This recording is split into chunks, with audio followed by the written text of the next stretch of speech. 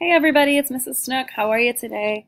So today I'm going to be talking about, in sociology, our unit, What is Culture? I'm going to be really focusing on section 2 today. And we're going to be talking about section 2 today as well as next class. And then we'll be doing section 3, which is a rather short section around values as we continue our unit on culture. And as we wrap things up over the course of the next 2 weeks here before the quarter comes to an end. So just as a review so far, we've talked a lot in this class during the course of this chapter about culture, a group of people's way of life and their belief system, and how it encompasses their values and their norms, and ultimately the material culture, the physical objects that they've created to help them do their jobs, in terms of tools and technologies, and then express their way of life in terms of their arts and their emotions. And it really encompasses their non-material culture. Non-material culture could also be, gestures, languages, symbols, attitudes, values, and feelings. Then they make, physical products out of to try to express that. And we've talked about how all cultures have certain characteristics in common. Remember, a culture is a group of people's way of life. It's different than technically a society, which really focuses on the people themselves. The culture is more about the objects. The society is more about the people who live in a specific territory for that society. And we said that all cultures have different characteristics, including language, right? Values, technology, norms, and symbols. And remember, we said that the symbols really could be verbal and nonverbal. And we talked about how there really and truly is a difference between, in terms of gestures, what something means in one culture to another. To Americans, it's not a big deal unless you have a real gross, issue with feet. It's not a big deal to see, the bottom of a person's foot. Many people enjoy going barefoot, especially in the summertime or whenever they can get away with it. Compared to if you show the bottom of your foot in many Middle Eastern cultures, that's going to be a great offense. No different than, flipping someone off, giving them the middle finger the way that it is in America. So symbols have very different meanings from one group to the next. And we talked about how language really shows what's important to a group of people in terms of the Sapir-Whorf hypothesis as part of that cultural determinism, and that if a concept is important to a group, they have more words expressing it. We've also talked a little bit about technology and the role that it plays in terms of the tools to make people's lives easier. That's really a key part of their material culture. And then we started talking more so about their values and their norms. And values is what section 3 will be all about. It'll just be a quick little lecture about how values are just what a group of people in general find important. It's their shared beliefs as a group of people about what their goals are for society, about how to improve themselves. And those may vary in terms of individual beliefs. And we talked about how people might have a belief such as they believe in ghosts or in aliens. But as a whole society, they may value education or healthcare or equality or freedom, and that's different.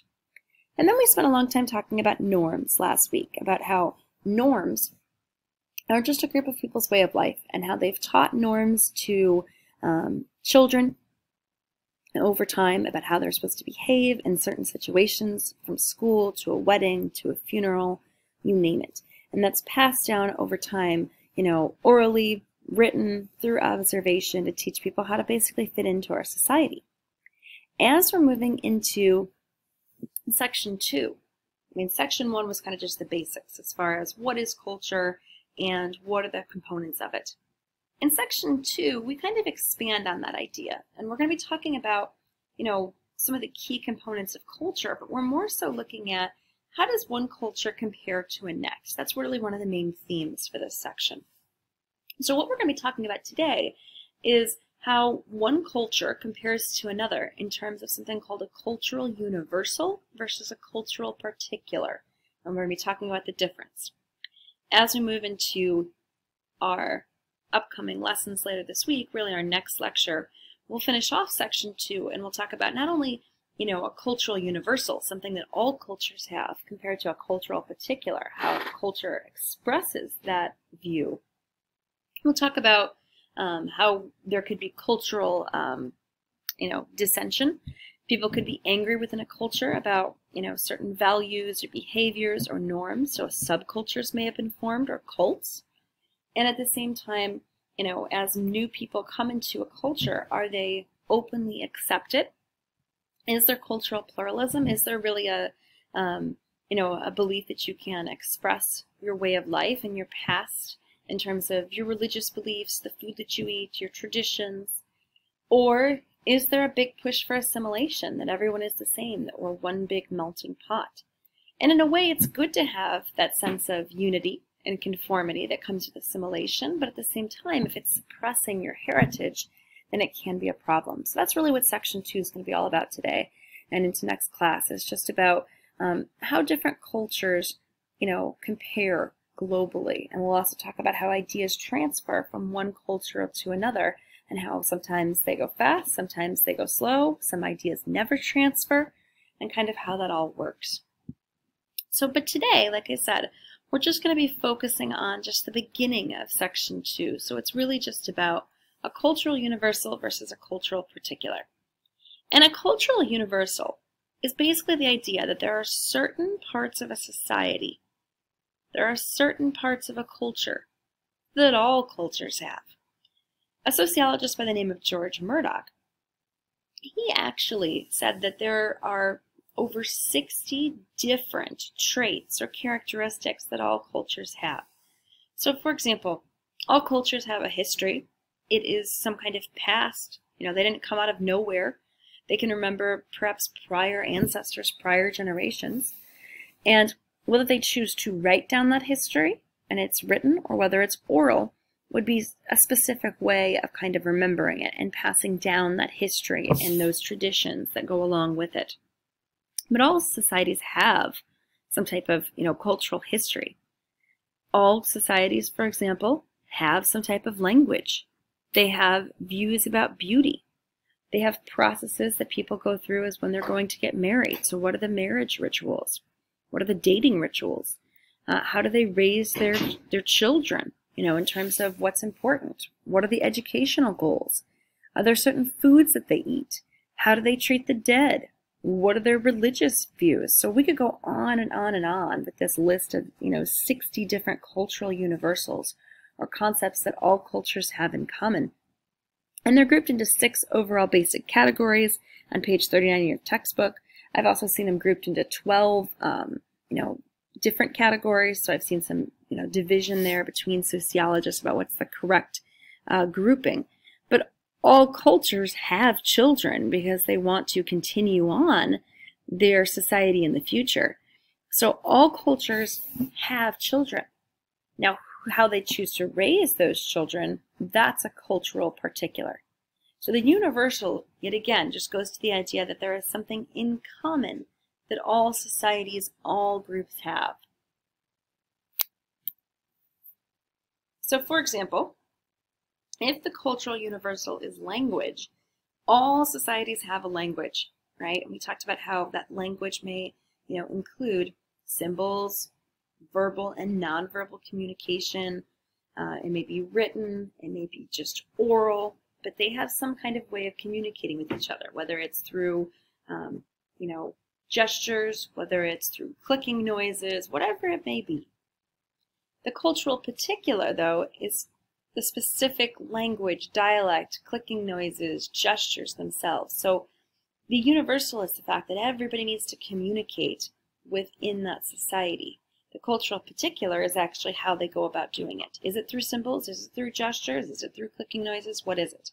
And when you look at the world today, we know that there's over 220 different languages in the world, with some of them having 2 million users or more. So when we think about that, it's incredible. Okay, so we see there's a large variation in terms of language itself and how people communicate. I'll give you another example. I said that all these people have children, right? I mentioned that on the last slide, that it's a cultural universal that people are going to have kids. They want to promote the next generation, that they want to continue on, have some kind of legacy. The particular, then, is the specific. It's how do they actually raise those children? Who takes care of them? Is it the mother? Okay, is she responsible for child rearing as it was of much of history in the United States? Or is it the man? Some societies have the men raising the children. Is it a grandma or grandpa? Do the children run wild? Do they basically take care of themselves? So how they choose to actually fulfill that duty is the cultural particular. The same thing when it comes to, for example, we were talking about, death rituals. Death rituals, everybody dies. It's part of life, unfortunately.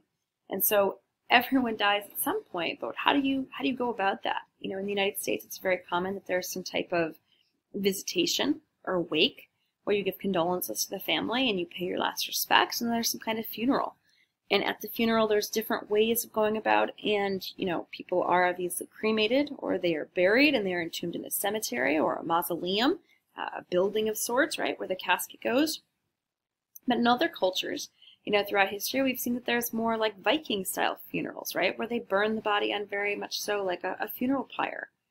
So in some societies, they want people to be buried, with just a simple white cloth with a shroud basically on them to help them pass into the next world, that there's no need for any kind of objects to be buried with the dead.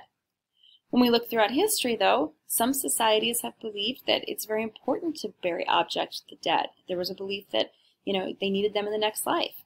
If you think about burial practices, think about the ancient Egyptians, of course, and how they thought it was important to mummify the body to help them get to the next life, and then to include objects with them in their sarcophagus to ensure that they would have those in the next life. So the particular is how they actually express that cultural universal. So I'm pretty much done with this part of the lecture. As you go to fill out your exit slip today, you're going to be telling me about what you understood about the lecture, what was easy to remember, what was hard to remember is another part of it. And then I just ask you overall how you're doing with this chapter. And I'm really curious are there any questions from this chapter, any topics you don't understand fully that you want me to reteach? Because we're over halfway through the chapter at this point, and there's no quiz this chapter, just because it took so long for me to get people to take tests via Classmarker. I decided we're going to skip the whole quiz. Hopefully, as people get more used to doing digital assessments, then we'll have more quizzes, but that'll really depend on if quarter two, if we're in person or not. So for now, go ahead and fill out that exit slip. Make sure to include stuff you don't understand for this chapter. And that's it for today, guys. Get those projects done because we start presentations here in next class with the next Google Meet. Later.